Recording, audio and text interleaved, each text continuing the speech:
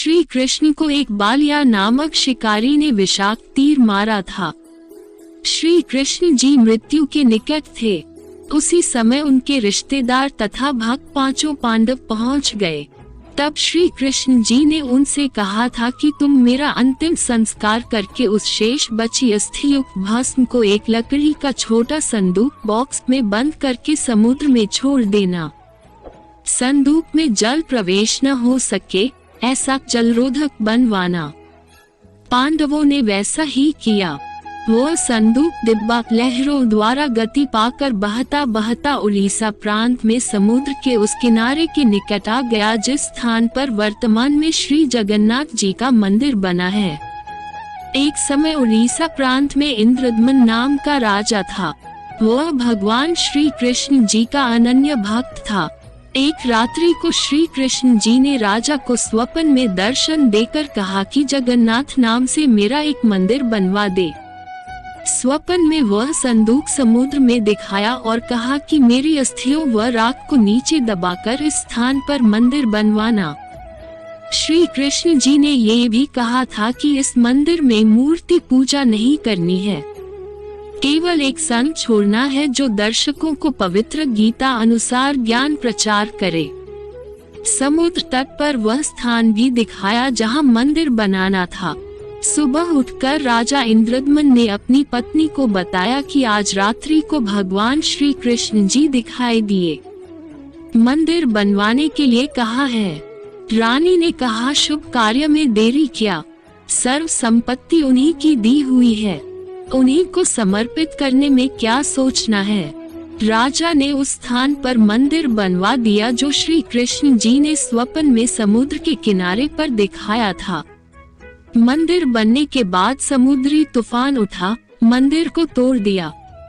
निशान भी नहीं बचा कि यहाँ मंदिर था।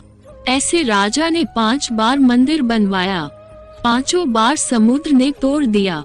राजा ने निराश होकर मंदिर न बनवाने का निर्णय ले लिया। ये सोचा कि न जाने समुद्र मेरे से कौन से जन्म का प्रतिशोध ले रहा है। कोष रिक्त हो गया, मंदिर बना नहीं। कुछ समय उपरांत पूर्ण परमेश्वर कबीरदेव ज्योति निरंजन काल को दिए वचन अनुसार राजा इंद्रद्युम्न के पास आए तथा राजा से कहा आप मंदिर बनवाओ, आपके समुद्र मंदिर महल नहीं तोड़ेगा। राजा ने कहा संत जी मुझे विश्वास नहीं है, मैं भगवान श्री कृष्ण विष्णु जी के आदेश से मंदिर बनवा रहा हूँ। श्री कृष्ण जी समुद्र को नहीं रोक पा रहे हैं। 5 बार मंदिर बनवा चुका हूँ, ये सोचकर कि कहीं भगवान मेरी परीक्षा ले रहे हों। परंतु अब तो परीक्षा देने योग्य भी नहीं रहा हूँ क्योंकि कोष भी रिक्त हो गया है। अब मंदिर बनवाना मेरे वश की बात नहीं। परमेश्वर ने कहा इंद्रद्युम्न जिस परमेश्वर ने सर्व ब्रह्मांडों की रचना की है वही सर्व कार्य करने में सक्षम है, अन्य प्रभु नहीं। मैं उस परमेश्वर की वचन शक्ति प्राप्त हूँ। मैं समुद्र को रोक सकता हूँ, अपने आप को छुपाते हुए सब कह रहे थे। राजा ने कहा कि संत जी मैं नहीं मान सकता कि श्री कृष्ण जी से भी कोई प्रबल शक्ति युक्त प्रभु है। जब वे ही समुद्र को नहीं रोक सके तो आप कौन से खेत की मूली हो। मुझे विश्वास नहीं होता तथा न ही मेरी वित्तीय स्थिति मंदिर महल बनवाने की है। संत रूप में आए कबीरदेव कबीर परमेश्वर ने कहा राजन यदि मंदिर बनवाने का मन बने तो मेरे पास आ जाना, मैं अमुक स्थान पर रहता हूँ, आपके समुद्र मंदिर को नहीं तोड़ेगा। ये कहकर प्रभु चले आए। उसी रात्रि में प्रभु श्री कृष्ण जी ने फिर राजा इंद्रद्युम्न को दर्शन दिए तथा कहा इंद्रद्युम्न एक बार फिर महल बनवा दे। जो तेरे पास संत आया था उससे संपर्क करके सहायता की याचना कर ले। वो ऐसा वैसा संत नहीं है, उसकी भक्ति शक्ति का कोई वार पार नहीं है। राजा इंद्रद्युम्न नींद से जागा, स्वप्न का पूरा वृतांत अपनी रानी को बताया। रानी ने कहा प्रभु कह रहे हैं तो आप मत चुको, प्रभु का महल फिर बनवा दो। रानी की सद्भावना युक्त वाणी सुनकर राजा ने कहा अब तो कोष भी खाली हो चुका है, यदि मंदिर नहीं बनवाऊंगा तो प्रभु अप्रसन्न हो जाएंगे। मैं तो धर्म संकट में फंस गया हूँ। रानी ने कहा, मेरे पास गहने रखे हैं, उनसे आसानी से मंदिर बन जाएगा। आप ये गहने लो तथा प्रभु के आदेश का पालन करो। ये कहते हुए रानी ने सर्व गहने जो घर रखे थे तथा जो पहन रखे थे निकालकर प्रभु के निमित्त अपने पति के चरणों में समर्पित कर दिए। राजा इंद्रद्युम्न उस स्थान पर गया जो परमेश्वर ने संत रूप में आकर बताया था। कबीर प्रभु अर्थात अपरिचित संत को खोजकर समुद्र को रोकने की प्रार्थना की। प्रभु कबीर जी कबीर देव ने कहा कि जिस तरफ से समुद्र उठकर आता है वहां समुद्र के किनारे एक चेहरा चबूतरा बनवा दे, जिस पर बैठकर मैं प्रभु की भक्ति करूंगा तथा समुद्र को रोकूंगा। राजा ने एक बड़े पत्थर को कारीगरों से चबूतरा जैसा बनवाया। परमेश्वर कबीर जी उस पर बैठ गए। छठी बार मंदिर बनना प्रारंभ हुआ। उसी समय एक नाथ परंपरा के सिद्ध महात्मा आ गए।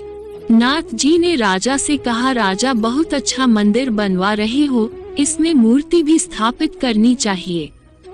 मूर्ति बिना मंदिर कैसा, यह मेरा आदेश है। राजा इंद्रद्युम्न ने हाथ जोड़कर कहा, नाथ जी, प्रभु श्री कृष्ण जी ने मुझे स्वप्न में दर्शन देकर मंदिर बनवाने का आदेश दिया था तथा कहा था कि इस महल में न तो मूर्ति रखनी है न ही पाखंड पूजा करनी है। राजा की बात सुनकर नाथ ने कहा, स्वप्न भी कोई सत होता है। मेरे आदेश का पालन कीजिए तथा चंदन की लकड़ी की मूर्ति अवश्य स्थापित कीजिएगा। ये कहकर नाथ जी बिना जलपान ग्रहण किए उठ गए। राजा ने डर के मारे चंदन की लकड़ी मंगवाई तथा कारीगर को मूर्ति बनाने का आदेश दे दिया। एक मूर्ति श्री कृष्ण जी की स्थापित करने का आदेश श्री नाथ जी का था। फिर अन्य गुरुओं संतों ने राजा को राय दी कि अकेले प्रभु कैसे रहेंगे। वे तो श्री बलराम को सदा साथ रखते थे। एक ने कहा, बहन सुभद्रा तो भगवान श्री कृष्ण जी की लाडली बहन थी, वह कैसे अपने भाई बिना रह सकती है। 3 मूर्तियां बनवाने का निर्णय लिया गया। 3 कारीगर नियुक्त किए। मूर्तियां तैयार होते ही टुकड़े टुकड़े हो गई। ऐसे 3 बार मूर्तियां खंड हो गई। राजा बहुत चिंतित हुआ। सोचा, मेरे भाग्य में ये यश व पुण्य कर्म नहीं है। मंदिर बनता है वह टूट जाता है, अब मूर्तियां टूट रही हैं। नाथ जी रुष्ट होकर गए हैं। यदि कहूँगा कि मूर्तियां टूट जाती हैं तो सोचेगा कि राजा बहाना बना रहा है, कहीं मुझे शाप न दे दे। चिंताग्रस्त राजा न तो आहार कर रहा है न रात्रि भर निंद्रा आई। सुबह बेचैन अवस्था में राज दरबार में गया। उसी समय पूरी परमात्मा कबीरदेव कबीर प्रभु एक 80 वर्षीय कारीगर का रूप बनाकर राज दरबार में उपस्थित हुआ। कमर पर एक थैला लटकाए हुए था जिसमें आरी बाहर स्पष्ट दिखाई दे रही थी, मानो बिना बताए कारीगर का परिचय दे रही थी तथा अन्य बसोला व बर्मा आदि थैले में भरे थे। कारीगर वेश में प्रभु ने राजा से कहा, मैंने सुना है कि प्रभु के मंदिर के लिए मूर्तियां पूर्ण नहीं हो रही हैं। मैं 80 वर्ष का वृद्ध हो चुका हूं तथा 60 वर्ष का अनुभव है। चंदन की लकड़ी की मूर्ति प्रत्येक कारीगर नहीं बना सकता। यदि आपकी आज्ञा हो तो सेवक उपस्थित है। राजा ने कहा, कारीगर, आप मेरे लिए भगवान ही कारीगर बनकर आए लगते हो। मैं बहुत चिंतित था, सोच ही रहा था कि कोई अनुभवी कारीगर मिले तो समस्या का समाधान बने। आप शीघ्र मूर्तियां बना दो। वृद्ध कारीगर रूप में आए कबीरदेव कबीर प्रभु ने कहा, राजन, मुझे एक कमरा दे दो जिसमें बैठकर प्रभु की मूर्ति तैयार करूंगा। मैं अंदर से दरवाजा बंद करके स्वच्छता से मूर्ति बनाऊंगा। ये मूर्तियां जब तैयार हो जाएंगी तब दरवाजा खुलेगा। यदि बीच में किसी ने खोल दिया तो जितनी मूर्तियां बनेगी उतनी ही रह जाएंगी। राजा ने कहा, जैसा आप उचित समझो वैसा करो। 12 दिन मूर्तियां बनाते हो गए तो नाथ जी आ गए। नाथ जी ने राजा से पूछा, इंद्रद्युम्न मूर्तियां बनाई क्या? राजा ने कर बधा होकर कहा कि आपकी आज्ञा का पूर्ण पालन किया गया है महात्मा जी, परंतु मेरा दुर्भाग्य है कि मूर्तियां बन नहीं पा रही हैं। आधी बनते ही टुकड़े टुकड़े हो जाती हैं। नौकरों से मूर्तियों के टुकड़े मंगवाकर नाथ जी को विश्वास दिलाने के लिए दिखाए। नाथ जी ने कहा कि मूर्ति अवश्य बनवानी है, अब बनवाओ, मैं देखता हूँ कैसे मूर्ति टूटती है। राजा ने कहा, नाथ जी प्रयत्न किया जा रहा है। प्रभु का भेजा एक अनुभवी 80 वर्षीय कारीगर बंद कमरे में मूर्ति बना रहा है। उसने कहा है कि मूर्तियां बन जाने पर मैं अपने आप द्वार खोल दूंगा। यदि किसी ने बीच में द्वार खोल दिया तो जितनी मूर्तियां बनी होंगी उतनी ही रह जाएंगी। आज उसे मूर्ति बनाते 12 दिन हो गए, न तो बाहर निकला है, न ही जलपान तथा आहार ही किया है। नाथ जी ने कहा कि मूर्तियां देखनी चाहिए, कैसी बना रहा है, बनने के बाद क्या देखना है, ठीक नहीं बनी होंगी तो ठीक बनाएंगे। ये कहकर नाथ जी राजा इंद्रद्युम्न को साथ लेकर उस कमरे के सामने गए जहां मूर्ति बनाई जा रही थी तथा आवाज लगाई, कारीगर द्वार खोलो। कई बार कहा परंतु द्वार नहीं खुला तथा जो खटखट की आवाज आ रही थी वह भी बंद हो गई। नाथ जी ने कहा कि 80 वर्षीय वृद्ध बता रहे हो, 12 दिन खाना पीना भी नहीं किया है, अब आवाज भी बंद है, कहीं मर न गया हो। धक्का मार कर दरवाजा तोड़ दिया, देखा तो 3 मूर्तियां रखी थी, तीनों के हाथ के व पैरों के पंजे नहीं बने थे। कारीगर अंतर्ध्यान था। मंदिर बनकर तैयार हो गया और चारा न देखकर अपने हाथ पर अडिग नाथ जी ने कहा, ऐसी ही मूर्तियों को स्थापित कर दो, हो सकता है प्रभु को यही स्वीकार हो। लगता है श्री कृष्ण ही स्वयं मूर्तियां बना कर गए हैं। मुख्य पांडे ने शुभ मुहूर्त निकालकर अगले दिन ही मूर्तियों की स्थापना कर दी।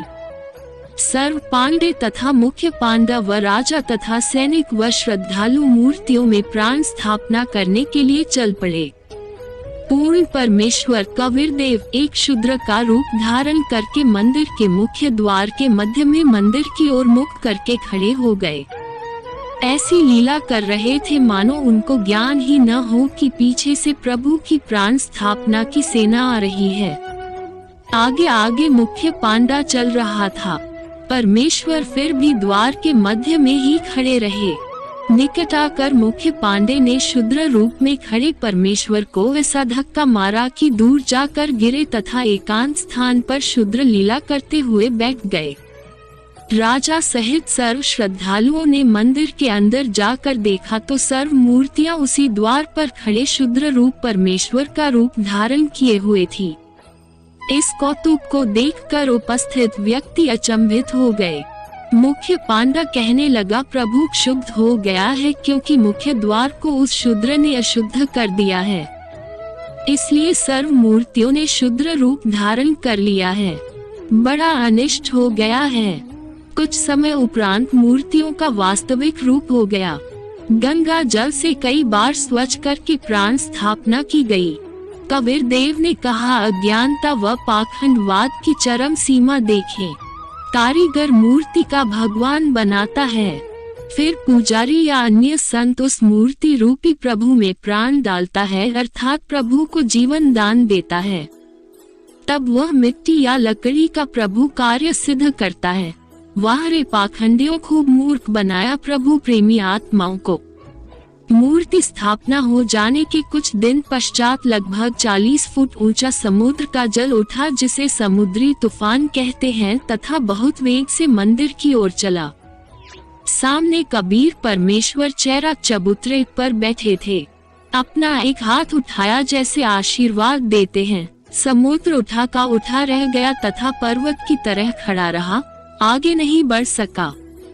विप्र रूप बनाकर समुद्र आया तथा चबूतरे पर बैठे प्रभु से कहा कि भगवान आप मुझे रास्ता दे दो, मैं मंदिर तोड़ने जाऊंगा। प्रभु ने कहा कि यह मंदिर नहीं है, ये तो महल आश्रम है। इसमें विद्वान पुरुष रहा करेगा तथा पवित्र गीता जी का ज्ञान दिया करेगा। आपका इसको विध्वंस करना शोभा नहीं देता। समुद्र ने कहा कि मैं इसे अवश्य तोड़ूंगा। प्रभु ने कहा कि जाओ, कौन रोकता है। समुद्र ने कहा कि मैं विवश हो गया हूँ, आपकी शक्ति अपार है, मुझे रास्ता दे दो प्रभु। परमेश्वर कबीर साहेब जी ने पूछा कि आप ऐसा क्यों कर रहे हो। विप्र रूप में उपस्थित समुद्र ने कहा कि जब ये श्री कृष्ण जी त्रेतायुग में श्री रामचंद्र रूप में आया था, तब इसने मुझे अग्नि बाण दिखाकर बुरा भला कहकर अपमानित करके रास्ता मांगा था। मैं वह प्रतिशोध लेने जा रहा हूँ। परमेश्वर कबीर जी ने कहा कि प्रतिशोध तो आप पहले ही ले चुके हो, आपने द्वारिका को डूबो रखा है। समुद्र ने कहा कि अभी पूर्ण नहीं डूबा पाया हूँ, आधी रहती है। वह भी कोई प्रबल शक्ति युक्त संत सामने आ गया था, जिस कारण से मैं द्वारिका को पूर्ण रूपे नहीं समा पाया। अब भी कोशिश करता हूँ तो उधर नहीं जा पा रहा हूँ, उधर से मुझे बांध रखा है। तब परमेश्वर कबीर कबीरदेव ने कहा, वहाँ भी मैं ही पहुँचा था, मैंने ही वह अवशेष बचाया था। अब जा शेष बची द्वारिका को भी निगल ले, परंतु उस यादगार को छोड़ देना जहाँ श्री कृष्ण जी के शरीर का अंतिम संस्कार किया गया था। श्री कृष्ण जी के अंतिम संस्कार स्थल पर बहुत बड़ा मंदिर बना दिया गया। ये यादगार प्रमाण बना रहेगा कि वास्तव में श्री कृष्ण जी की मृत्यु हुई थी तथा पंच भौतिक शरीर छोड़ गए थे। नहीं तो आने वाले समय में कहेंगे कि श्री कृष्ण जी की तो मृत्यु ही नहीं हुई थी। आज्ञा प्राप्त कर शेष द्वारिका को भी समुद्र ने डूबो लिया। परमेश्वर कबीर जी कबीरदेव ने कहा, अब आप आगे से कभी भी इस जगन्नाथ मंदिर को तोड़ने का प्रयत्न नहीं करना तथा इस महल से दूर चला जा। ऐसी आज्ञा प्रभु की मानकर प्रणाम करके मंदिर से दूर लगभग 1.5 किलोमीटर हट गया। ऐसे श्री जगन्नाथ जी का मंदिर अर्थात धाम स्थापित हुआ।